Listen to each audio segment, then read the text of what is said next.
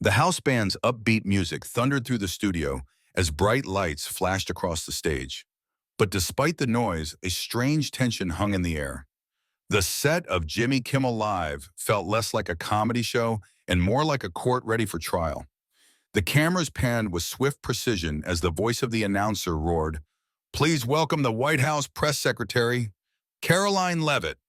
The crowd's reaction was mixed. Claps, whistles, some loud cheers, and an unmistakable undercurrent of boos. And yet, Caroline Leavitt strode onto the stage as if the studio belonged to her. At just 27, she was already a household name and a lightning rod. Her platinum blonde hair was sharp and flawless, tucked behind one ear. She wore a sleek pearl-white pantsuit with bold red heels, a nod to her party and perhaps a warning. Her walk was rhythmic, unfazed by the crowd's noise. She waved, smiled faintly, and took her seat across from Jimmy Kimmel without missing a beat. Jimmy leaned in with a smile that barely concealed the spark of provocation. The hunter was ready. "Well, Caroline," he began with mock ease, "thanks for coming. We usually don't get many visitors from the Trump White House. I figured you'd all be too busy fighting off indictments." The audience laughed, a few claps mixed in. Caroline tilted her head slightly, her smile unshaken. "Oh, we have time for comedy too, Jimmy, especially when the jokes write themselves." A ripple of laughter echoed, some from admiration, some from sheer surprise. Jimmy smirked. "Touché. But speaking of writing themselves, there's been a lot of talk around you lately. Rumors from the West Wing. You're too ambitious, too close to Trump. Some say you're even trying to replace the VP. What do you say to all that palace intrigue?" Carolyn crossed one leg over the other, folding her hands neatly. Her gaze was calm but piercing. "You mean the anonymous sources quoted by anonymous reporters in anonymous newsletters?" she asked. "I don't respond to DC gossip dressed up as journalism. I do my job. I serve the president. And if that makes me ambitious, good. Washington could use more of that and less whispering in hallways." The crowd responded with a murmur of impressed laughter. Jimmy blinked, not expecting such a clean deflection. "But don't you think," Jimmy pressed, "being that close to someone like Trump carries reputational risk? I mean, you're 27. Most people your age are still figuring out rent, not spinning for a man who calls immigrants invaders and journalists enemies." Caroline's smile didn't flicker. "I'm not spinning," she said plainly. "I'm telling the truth. I'm proud to serve a president who doesn't pretend to be something he's not. You may not like what he says, but you always know where he stands. That's rare in politics. Or late-night TV." That stung. Jimmy tried not to show it. He shifted in his chair. "Well, he said, voice light but laced with steel. "Speaking of where he stands, let's talk about your recent press briefing. You said, and I quote, 'America must remain sovereign and unviolated by those who abuse our borders.' That's been called xenophobic, even fascist language by some. Want to walk that back?" Caroline straightened. "Not an inch." The audience gasped. She went on. "That comment was about criminal cartels smuggling people and drugs through the southern border. If protecting American sovereignty sounds fascist to someone, then maybe their issue is with the Constitution, not with me." Applause, real and loud, erupted from parts of the studio. Even a few heads turned in surprise. Jimmy's eyes narrowed. "But do you ever think about the message you're sending to the children of immigrants? Or the immigrant kids watching this show right now?" Carolyn looked directly into the camera. "To every immigrant child watching, if you or your family came here legally, you are part of the American story. But if you came to exploit, to traffic, to smuggle fentanyl, then no, this country is not your playground. That's the truth." The room was dead silent. Even Jimmy sat still for a second. Then he laughed, but it was nervous now. "You really don't hold back, do you?" "I don't have to," Carolyn replied. "That's your job, right?" Another wave of laughter, this time entirely at Jimmy's expense. He straightened his cards and tried again. "Okay," he said, "let's be real. You're incredibly smart, well-spoken, dangerous even. But you've tied yourself to a man whose reputation is, well, radioactive. He's mocked women, trashed veterans, and praised dictators. How do you reconcile that? Carolyn's expression changed. She leaned forward, not to fight, but to state something raw. Because I care more about results than sound bites. The economy thrived under Trump. Borders were secure. The world respected us, or feared us, which is sometimes better. I don't need a polished figurehead. I need a leader. Trump is one. That was the cleanest shot yet. Jimmy's smile faded. You say leader, others say cult. Don't you ever question your own loyalty? Caroline didn't flinch. I question everything. Every day. That's what makes me better at this than people think. But loyalty to principle isn't blind. It's built. And Trump earned it. With action, not applause. She turned slightly toward the crowd.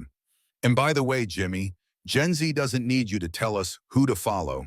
We're not as brainwashed by your Hollywood monologues as you might think. A young woman in the crowd shouted, "Tell him, Caroline!" Another voice echoed, "She's Gen Z for real." Jimmy chuckled nervously, glancing at his cue cards. Well, I had a few more jokes, but I think I've just been filibustered. Carolyn smiled, but it was the smile of someone who knew she had won. Jimmy leaned back, lips pursed, trying to regain control of the rhythm. Caroline hadn't just blocked his punches, she was landing her own, and the crowd wasn't missing it. Okay, Jimmy said, flipping through his notes dramatically. Let's just rapid fire a few things since we're short on time. Carolyn leaned in slightly, one eyebrow raised. Go ahead. I brought heels, not glass slippers. The audience laughed, loud and sharp. Jimmy grinned tightly and went for it. January 6th? Tragic but not representative. I condemn violence. What I won't do is let you label 74 million voters based on the actions of a few. Charlottesville? Twist that quote all you want. The president clearly condemned white supremacy. I was there. You weren't. Muslim ban? Temporary travel restrictions from terror-linked regions. Obama had a version, but you didn't call him a bigot, did you? The studio buzzed, gasps, then claps. The rapid exchange stunned even seasoned political watchers. Jimmy blinked. You came ready, huh? He said, his grin almost respectful. I came honest, Caroline replied. Maybe that's rare in this town. Applause again. Even a few who'd come to boo were clapping now. But just as the energy built, a voice from the third row cut through. You're a fraud, Caroline. Everyone turned. A middle-aged woman, furious and red-faced, stood up. You're just Trump's Barbie doll, parroting every word that Orange Man says. You don't stand for women. You stand for power. The room froze. Even Jimmy looked uncertain, whether to step in or let it play. Carolyn didn't blink. She turned to the woman, her voice calm but full of steel. You don't know me, she said. You know a version of me that Twitter or the headlines told you to hate. The woman crossed her arms, glaring.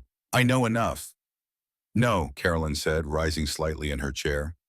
You don't know that I come from a working-class New Hampshire family, that I paid for my college, that I was told at 22 I'd never make it in D.C. because I was too blonde, too loud, and too loyal to the wrong guy. And yet here I am. Murmurs spread. She wasn't just pushing back. She was opening up.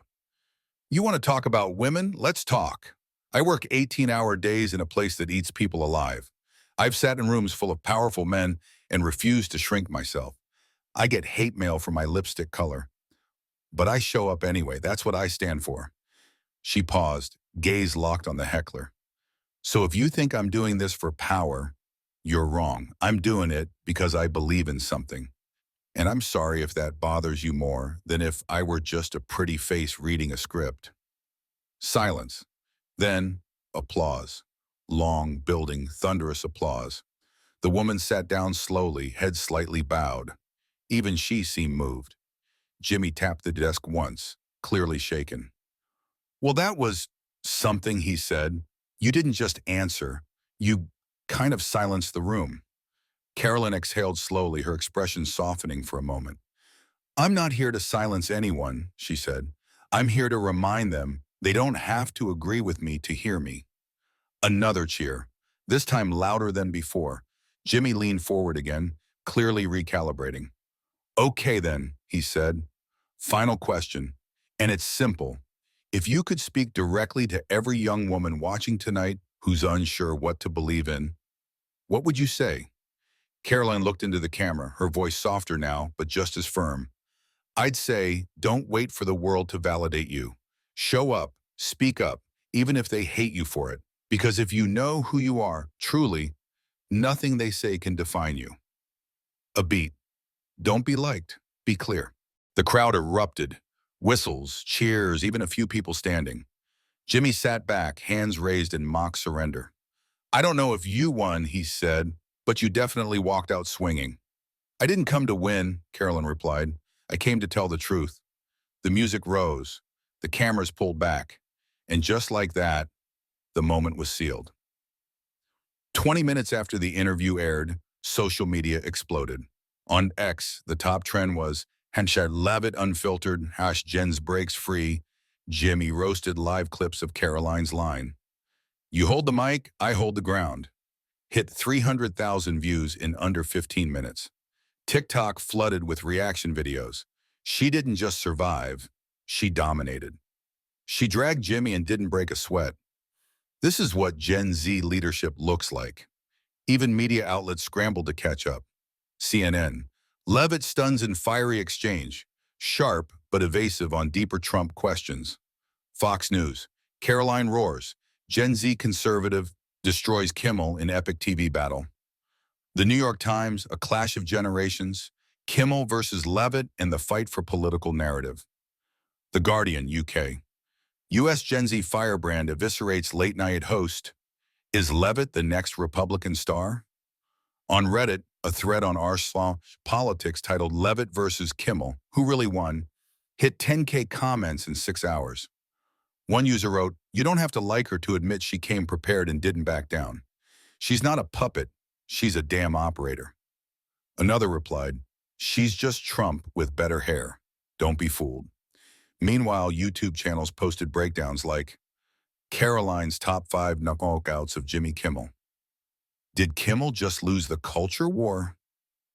What Caroline Leavitt's interview tells us about the future of American politics. Even Saturday Night Live rushed to write a parody sketch, but online comments said, not as funny as the real thing. That night, Caroline tweeted, I don't play by their rules, I tell the truth. Thanks for watching. #Leavitt unfiltered. It hit 100,000 likes in 2 hours. Jimmy? He stayed quiet until TMZ leaked a behind-the-scenes clip where he reportedly muttered, she wrecked me, but I'll never admit it on air.